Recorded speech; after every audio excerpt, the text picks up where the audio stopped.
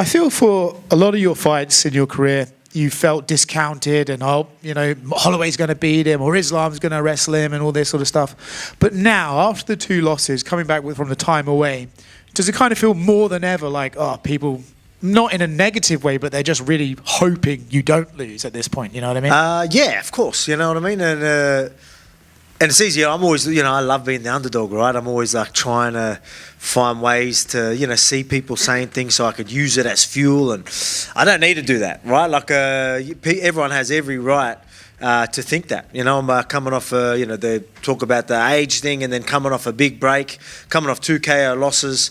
So, everyone has every right to think that, and I'm going to change their mind this weekend. So it's that's all it is. So it's weird. It's because I am, a lot of people have doubted me, but like usually I'll be like, a bit spiteful about it, if that makes sense. But now I'm like going, yeah, I get why you think that, but I'm going to show you. So it's still, I still have that, something to prove, but I'm not angry about it, if that makes sense. So it's like, I've got to prove it. I'm going to prove it to myself and I'm going to prove it to the world.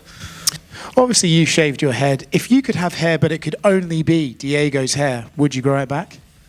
I mean, any hair, I wouldn't. This is my new look, man. Like, as I was saying, we could go do a trip over there to Turkey or something like that, but I ain't going to do it. This is my look, so all good. Alex, right here. In the UFC Countdown, when you were reflecting on your last fight against Ilia, you used the phrase, I think, that it was more of a freak reaction defensively when you were facing him. So what does that feel like when you're in there to, like, have that, as you say, a freak reaction defensively on your end? I don't know if freak reaction was the right way of putting it. It was just, like I knew that, it was just at a time where I'm like, all right, now we need to start adding stuff. The shots are there, but now you're getting pretty hesitant and sort of, when I say defensive, you know what I mean? Like, obviously, I didn't want to follow up because, anyway, I don't want to get too much into it, but it was just, I was like, all right, we need to start doing more. Like, just talking to myself and just wouldn't do it.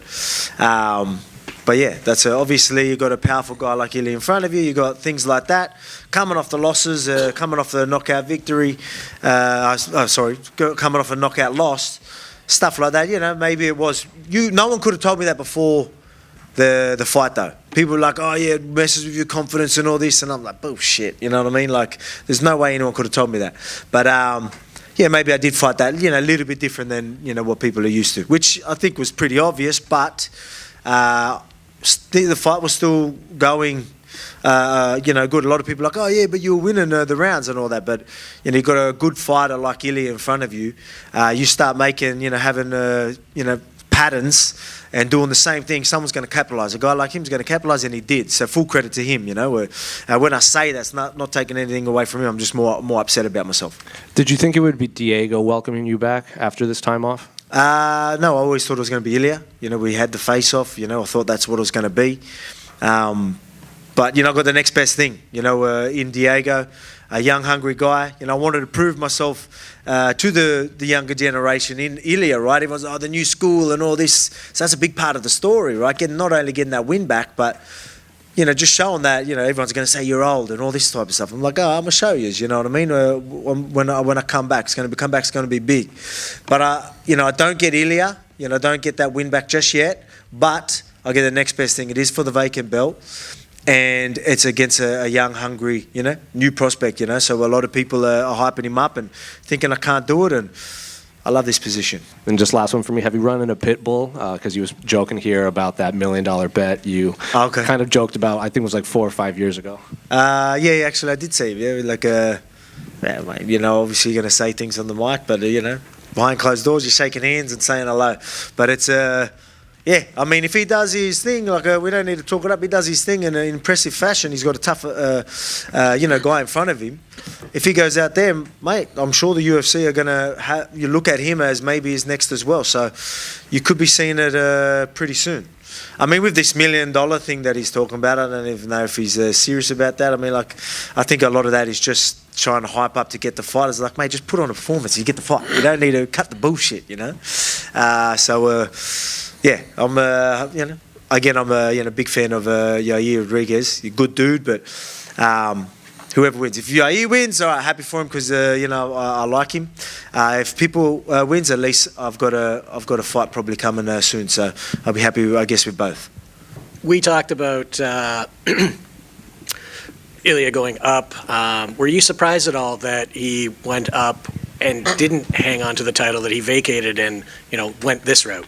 Yeah, I was pretty surprised with him vacating. I knew he wanted to chase the lightweight title and move up. Like I heard him saying that, but I didn't think he would give up the belt that easy. I thought he would try and hold it. So that's why you got to have respect for that. Like for him to not want to hold up divisions. Look, I got to a point where obviously I wanted that fight back. I wanted to get that win back.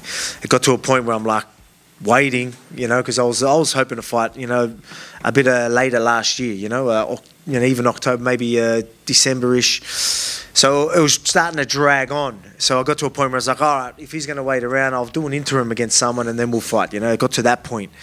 And so it wasn't a surprise that he moved up, but surprised that he vacated. So I knew that it was going to be Diego at UFC Sydney. And I didn't know if it was interim. I didn't know Ilia's situation. So I heard that on Dana's live as well. So I was quite surprised with that. And then, but full credit to him, you know what I mean? You got to give him a lot of respect. I obviously still want that fight back, but I let him do his thing. He's committed to this. Let him do that. I plan on being that active defending champ that I said. Once he's done his fight, if he was to win the belt, imagine us running it back. Both champions. After me having this little title reign, I'm expecting to have a couple of fights by the time he fights, to be honest. That's how active I want to be. So you could just imagine how big that rematch could be. So getting that win back, is still an opportunity not too far ahead.